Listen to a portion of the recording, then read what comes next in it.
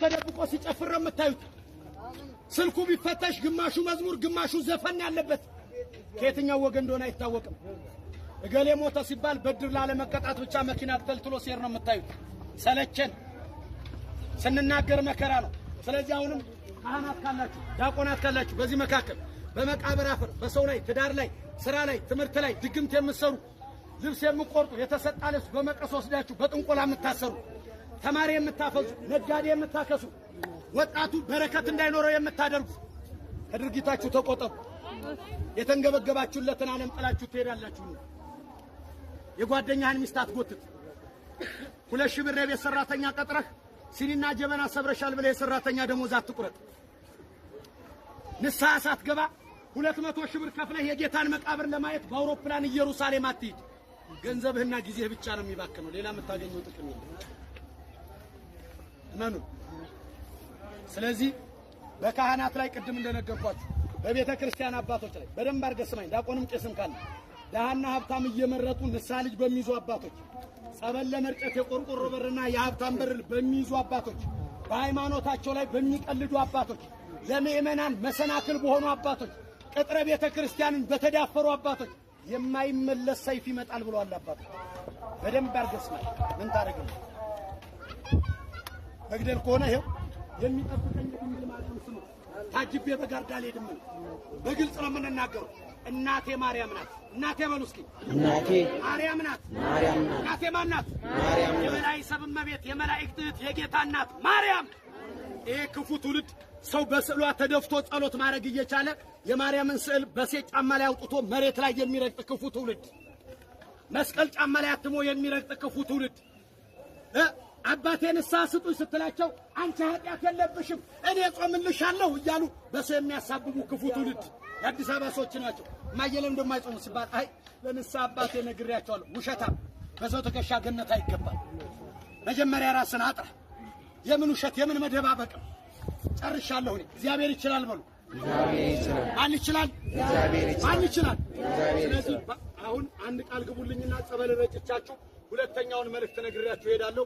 መጀመሪያ ከሰው የተጣላን ከዛሬ ጀምሮ እንታረቃለን የምትሉ፣ የሰው ገንዘብ ያለባችሁ እስከ ዛሬ ዓመት እንከፍላለን የምትሉ፣ በማንም ሰው ላይ ቂማኒዝም የምትሉ፣ ይሄንን ጫማ ለልጆቻችሁም ለቤተሰቤም ገዝቼ መስቀል አልረግጥም፣ የእመቤታችን ስዕል ያለበትን ጫማ አልረግጥም፣ እግዚአብሔርን እፈራዋለሁ፣ ሃይማኖቴን አከብረዋለሁ የምትሉ እጃችሁን አውጡና ቃል ግቡ። ንግግሬ ገብቷችኋል? ንግግሬ ገብቷችኋል? አልደግሞም። ንግግሬ ገብቷችኋል? በሃይማኖቴ በሉ። በሃይማኖቴ አልዋሽም። መስቀል ስዕል አልረግጥም። ከእግዚአብሔር ጋር አልጣላም። በሰው ላይ ቂም ይዤ አልጾምም። የበደለኝን የበደልኩትን ይቅርታ ብዬ እጾማለሁ። ምስክሬ እግዚአብሔር ነው። ምስክሬ ማን ነው? ምስክሬ ማን ነው? እናንተን ሚስቶች ራቅታችሁን ለኔ ክብር ለኔ ባለሽ ለኔ ፍቅር ብለሽ አደባባይ ላይ ውጭልኝ ብትል ባለ ያበደ ነው የምትል። የኔና ያንተ አምላክ ግን ስጋው አልቆ አጥንቱ እስከሚቆጠር በመስቀል ላይ ውሏል። ለፍቅር የተከፈለ ዋጋ ነው። አብይ ጾም ዝም ብሎ አይጸም።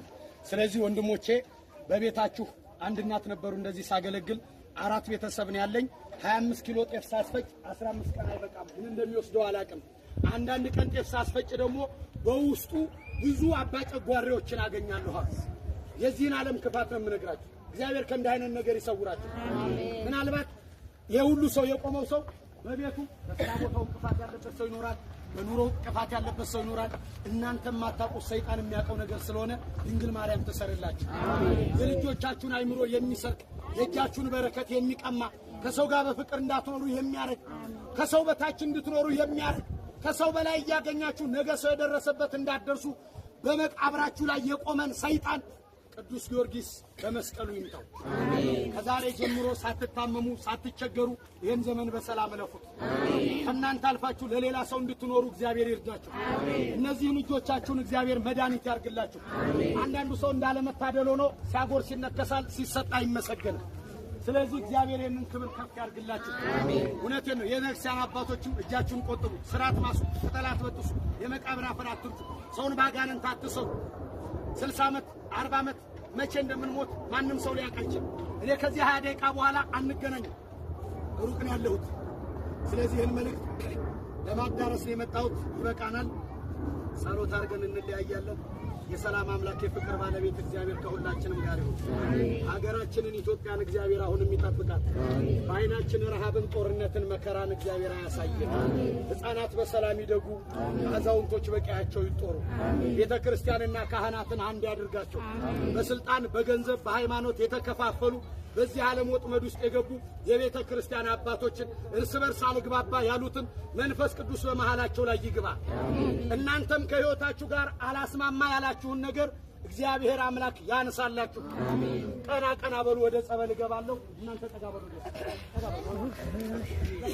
እናንተ ባላችሁ ጸበል ለመርጨት ስለሆነ በስመ አብ